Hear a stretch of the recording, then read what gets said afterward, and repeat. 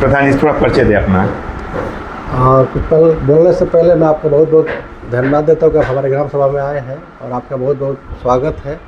मैं ग्राम प्रधान मनोज शर्मा, विकास खंड नगरा, जनपद बलिया, उत्तर प्रदेश का नवनिर्वाचित प्रधान हूँ। प्रधान जी, देखा जाए तो 4 साल कंप्लीट हो गया है, जी। 1 साल बचा है जी।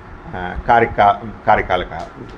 तो देखा जाए तो 4 साल में जो भी प्रधान है, जहाँ का भी पूरे प्रदेश में जी। नाले, नवदान, चाहे खड़िंजा, ये सब बनवाते हैं। जी। कुछ मूलभूत समस्याएं जो होती है कई वर्षों से आती है जी। ग्राम सभाओं में, जी। तो उसमें आपको एक एज ए प्रधान जब आप बने तो उसमें कौन सी मेन समस्या थी आज जो आपने निदान किया उसको? हमारे यहाँ तो इससे पहले जितने प्रधान लोग थे काम वो लोग भी किए थे, लेकिन जो सार्वजनिक काम था वो नहीं कर पा रहे थे लोग, कुछ कारणवश, या ज़मीन नहीं उपलब्ध करा रहे थे या छुड़ा नहीं पाते थे लोग।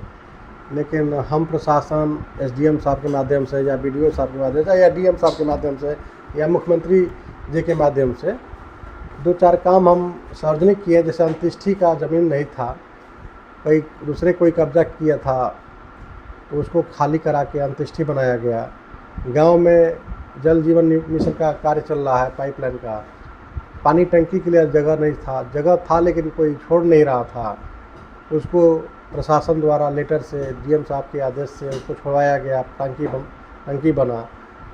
फिर हमारे यहाँ गोडाउन अन्नपूर्णा भवन नहीं था तो उसको भी बनवाया गया। प्रधान जी, देखा जाए कि जो जल जीवन मिशन जो था, एक केंद्र सरकार चाहे प्रदेश सरकार का जो भी था, एक महत्वाकांक्षी योजना थी और इसमें कई जगह आते हुए ग्राम सभा में ज़मीन न होने की वजह से और टंकी नहीं लग पा रही थी। आपने जो भी है जगह प्रदान करवाई, इसके लिए बहुत बधाई हो आपको। प्रधान जी, और कुछ कार्य इस तरह करवाए हैं आपके यहाँ जो कार्य हुआ हो? हमारे गांव में एक हरिजन बस्ती है, वहाँ पे जल निकासी का कोई साधन था ही नहीं। लमसम 60-70 घर है जिसका रोड पे ही पानी आ रहा था।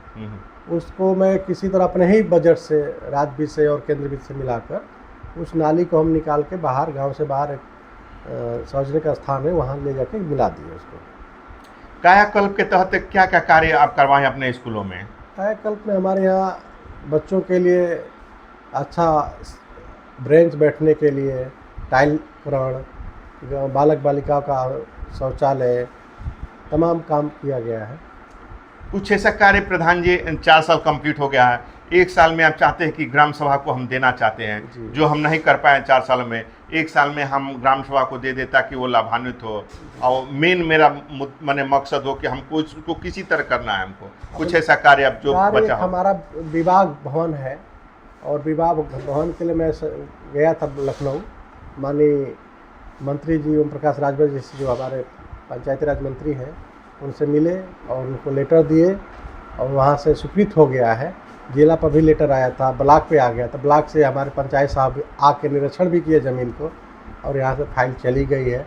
अब देखिए बजट कब उसका आवंटन होता है। ये तो आपके लिए बहुत बहुत धन्यवाद और बधाई के पात्र है। जो ये बहुत कम, हम इतने जगह जाते हैं, चाहे मऊ हो, चाहे गाजीपुर हो, चाहे बलिया हो, अन्यत्र जगह जाते हैं, ये चीज़ विवाह घर जो आप ला रहे हैं इसके लिए बहुत बहुत धन्यवाद मेरे तरफ से।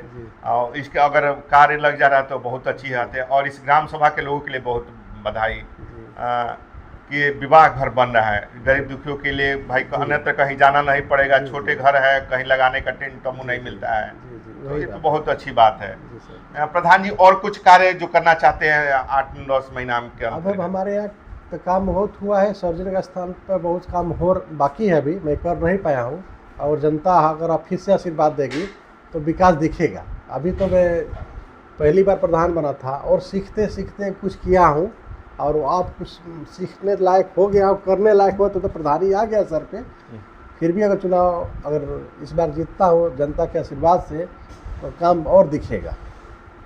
आप अपने आपको जनता ने निर्वाचित किया है, प्रधान आपको सम्मान दिया है, तो आप इस जनता को कुछ कहना चाहेंगे इस पूरे ग्राम सभा के लोगों को? ग्राम सभा के जितने हमारे शुभचिंतक, हमारे गांव के नागरिक, बच्चे, बूढ़े, बहन, माता, जितने सारे लोग हमको आशीर्वाद दिए थे, आज उसी का कारण है कि मैं प्रधान बना हूं और उस लायक बनाऊं कि गांव को कुछ मैं कर पा रहा हूँ।